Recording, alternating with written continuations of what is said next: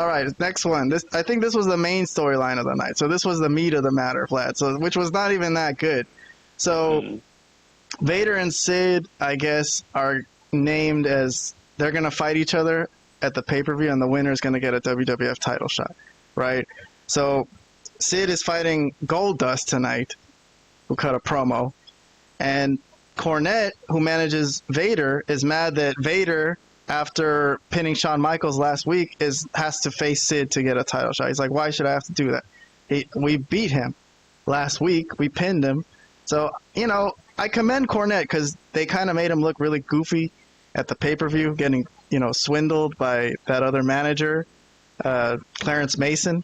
But here he got some back because he actually did help Vader get that pin, distracted Shawn Michaels, swiped at him with the racket, and then got him the win. So he got actually something tangible to argue for a title shot. As a manager, I thought that was a positive for Jim Cornette. But I guess I'll play some of it. Play some of Cornette's promo. How about a little bit of Cornette for the day, huh, bud? Sure. Can't get enough Cornette. Survivor Series. Whoa. Wait a minute. Why should he have to... Oh, shit, I gotta turn this down, put it in watch-along mode. Give me 1 second. There you go. Zoom in down there. If you guys have iPhone or laptop, you could zoom into the video in the corner. For Android users, you're shit out of luck. Sorry. Oh, no, you didn't. He ought to have it already. You want to know why? I'll tell you why. Because what happened last week here on Raw a couple of months ago would have made headlines all across the world. Vader beat Shawn. But now it's a daily habit for Vader. Because he beat you, Shawn Michaels, in July at the International Incident. He beat you twice at SummerSlam. And he beat you right here on Raw. But never when it counts for the title, because the WWF has protected their merchandising cash cow. You got Shawn Michaels pictures on undershorts and beach towels and everything else to the cover of Playgirl magazine. Vader wouldn't go there. No, they said they're not giving Vader a shot at the title because they don't want to mess with their cash cow, Shawn Michaels. They don't want to cost him the title. Because if Vader was the face of the company, it would hurt their merchandising. I could see that. That's Cornette's argument here. Some argument. Well, the funny part is he said that Vader wouldn't go to Playgirl.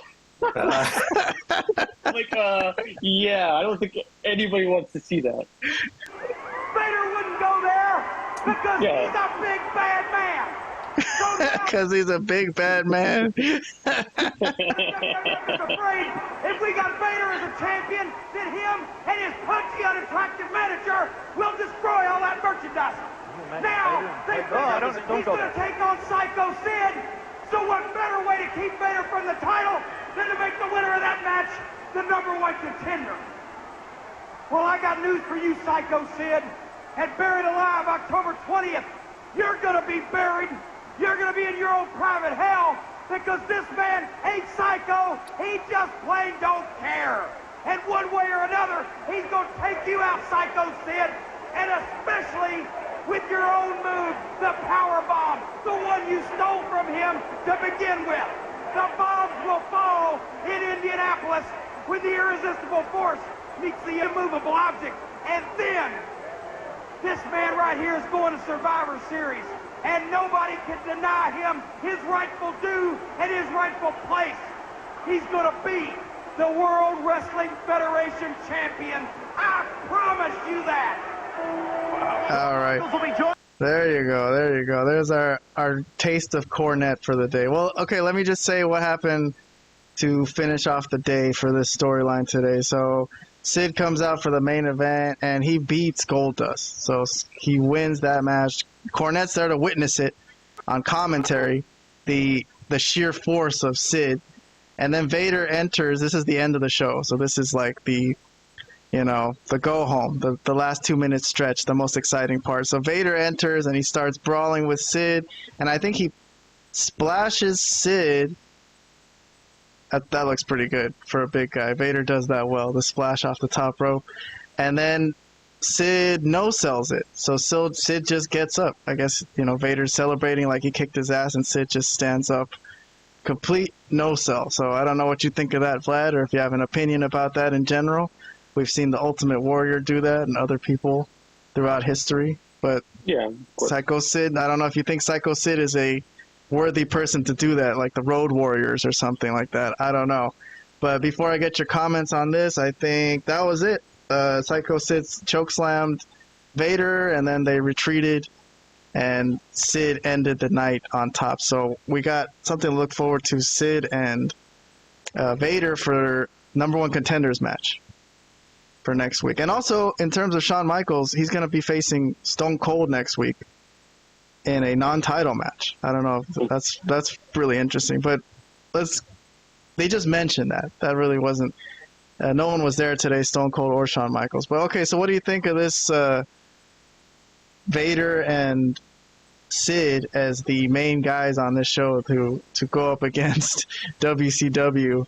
I guess Vlad gave this a half thumbs up. I also gave it a half thumbs up, so I kind of liked it, but it just didn't seem like it was really that amazing. What do you think, Vlad? Well, yeah, I mean, at some, at a point, you just gotta change what you're doing, and there's just not at that point yet. I mean, this is not gonna cut it if they want to compete with WCW. Nothing against Sid or Vader, who have been tremendous talents in the past, at least. But I think at this point, they didn't know how to do it yet. Like, they couldn't figure out what they needed, and it just wasn't there. The creative just was not there. The story, the booking, the feel of the show, it was all lacking. Everything was lacking at this point. So, yeah, this was just okay. How about the no-sell? You got any issues with that no-sell, Sid? Not particularly in that instance. I mean, I don't know if Sid does that all the time.